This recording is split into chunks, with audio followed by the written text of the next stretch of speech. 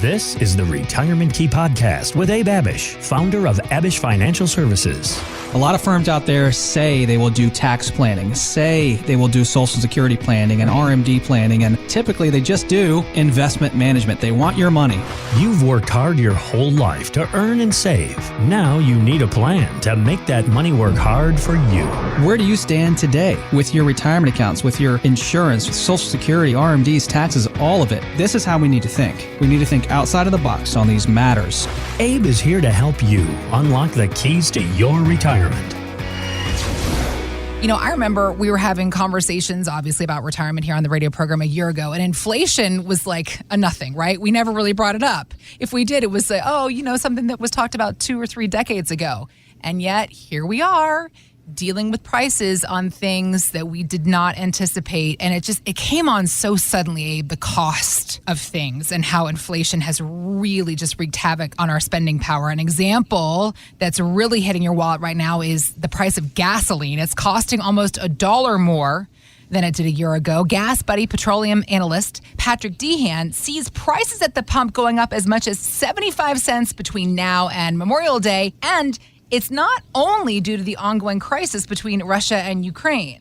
Switch over to summer gasoline will also cost motorists at the pump in the months ahead as the nation transitions to more expensive summer gasoline. In addition, gasoline demand is starting to rise, not only in the U.S., but globally as COVID cases come down and Americans hit the road ahead of spring break. In addition, refineries are starting maintenance season. There's lots involved, Abe. A survey from eMoney Advisors shows gas prices are the number one thing giving Americans financial anxiety. But as you were just saying, a good retirement plan is supposed to ease that kind of nervousness. What steps do you take with your clients to ensure that? Implementing a comprehensive plan from the very beginning, Heather. I will tell you, we have very few clients calling in right now being concerned with what's going on with the markets because they have a comprehensive plan with growth, income, emergency funds, risk, safety, all of it factored in and implemented in a comprehensive plan where they can go to sleep at night as best as possible. You know, everyone's worried about world events to an extent, some more than others. Mm-hmm. But again, a lot of what's going on right now is out of our control. So we say be in control of what you can and be proactive. And we've been talking about this for years, Heather, because I'll tell you, when the markets are up and they're up 30% and 20 and 25 as they were the last 3 years pretty much, it's all fun, right? Yeah. Everyone's accounts are up and our life savings and portfolios have grown by leaps and bounds. But when we start losing money and the markets are down, I'll tell you what, people's pain on the downside, like if someone's down 5 or 10% of their portfolio, they're paying a lot more attention to it than them being up 10, 15, 20, 30. And the pain of them losing any money at all, even if they're only down 5 or 10, is more than the joy and feeling of being content on the upside with a 10, 20, or 30% return. It's just how it is. Yeah.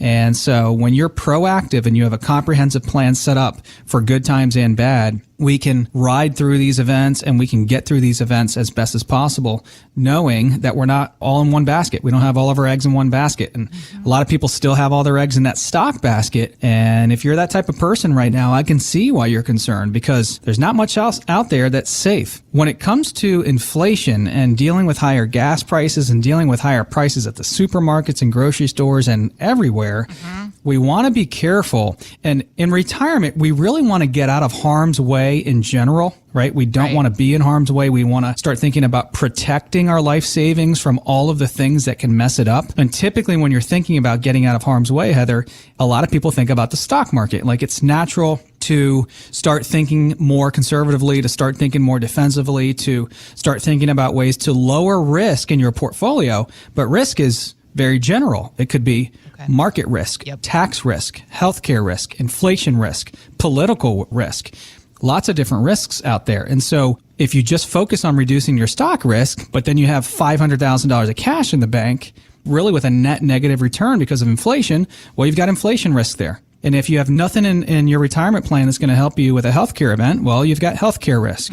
And if you've got nothing in your portfolio that's going to help you with sequence risk as you're distributing your assets out for RMDs and other things, you're going to have sequence risk, right? So we need to address risk as a whole, but in terms of inflation, you don't want a lot of dead money in your portfolio. What is dead money? Dead money is when you have a lot of extra cash reserves on hand above and beyond emergency funds.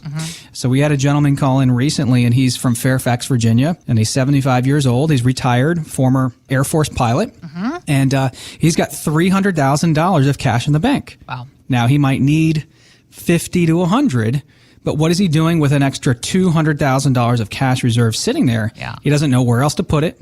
He wants to keep the dollars safe, doesn't want to put them back in the market, but they're just sitting there being eroded by inflation right now. Yep. We need to get that dead money off the sidelines working harder for us. Right. And I've said over and over on the show, our cash management is as important as our stock management. What is other dead money in our portfolio? That could be having too much bond exposure. You know, maybe money's in government treasuries, the G fund, the F fund. Anything earning right now between 0 and 3% is barely keeping up with inflation, if at all. And then if you're paying an advisor a fee on top of that, you could be looking at a negative return even on your quote unquote safer dollars. So we want to get these safe dollars and this dead money off the sidelines working harder for us. Okay. Growing tax deferred whenever we can, having that interest compound. And so for anyone right now listening, if you believe you have a lot of extra dead money, whether it's extra cash in the bank, whether it's 20, 30, 40, 50% of your portfolio in bonds, you know, perhaps negative right now. Like we like Vanguard a lot, but the Vanguard bond market ETF is down almost 4% year to date. And that's quote unquote our safe money in a lot of portfolios. It's down 4%. So if this sounds like you and you feel like you have too much dead money on the sidelines or maybe too much of a bond exposure and you're concerned about that, then go to retirementkeyradio.com right now.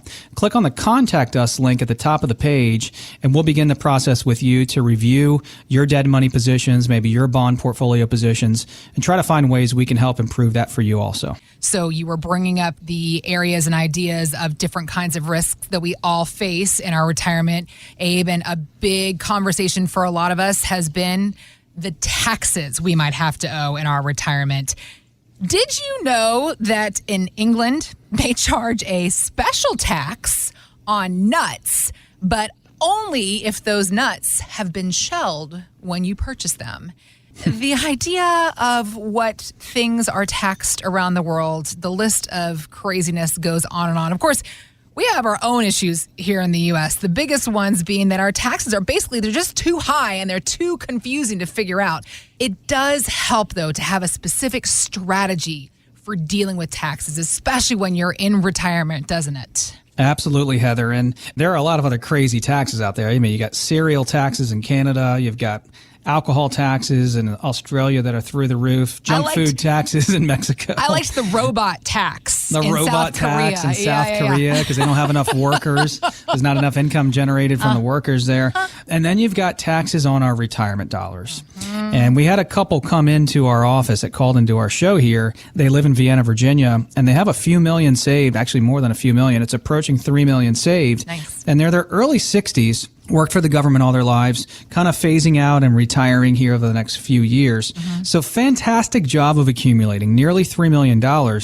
But when we were putting their whole portfolio and plan together, Heather, we found out that over $2 million of that $3 million is all inside TSPs and IRAs, and it has never been taxed before. Okay. When we talk about reducing risk as you're transitioning from your working career into retirement, we cannot forget about tax risk. Right. Yes, we need to focus on asset allocation, diversifying, reducing stock market risk so we don't get burned right before we retire or into retirement. But we've also got to try to reduce our tax burden. We've also got to try to reduce taxes as much as possible heading into retirement, because this couple, and if you listening right now are anything like this couple and our clients, you're also going to feel that, hey, down the road, taxes will probably be higher, and that's probably going to impact your TSPs and 401ks and IRAs. And if that's the case, we could be sitting on ticking tax time bombs where these TSPs and 401ks and IRAs could be taxed at higher rates. And guess what? The tax code is set to expire in 2026 and go back to the old tax code that was in 2017 and prior. And so tax rates are going to go up. They're already scheduled to go up. So we can be proactive. We can do something about this. And it's basically looking at tax mitigation strategies in combination with reducing market risk. So that might be a Roth conversion, converting and shifting dollars from our pre-tax buckets into post-tax buckets. But we want to be proactive, and this is part of our comprehensive planning. Thanks for listening to the Retirement Key Podcast with Abe Abish. To learn more about Abish Financial Services, visit retirementkeyradio.com. And join Abe for his radio show, The Retirement Key, Saturdays at 2 p.m. on WMAL. Financial professionals are not licensed in all 50 states. To find out if Abraham Abish is licensed in your state, please call 571-577-9968. Abish Financial Services is not affiliated with nor endorsed by the Social Security Administration or any other government agency and does not provide legal or tax advice. Annuity guarantees rely solely on the financial strength and claims-paying ability of the issuing insurance company. By contacting us, you may be provided with information about insurance and annuity products offered through Abraham Abish, NPM number 770-3575.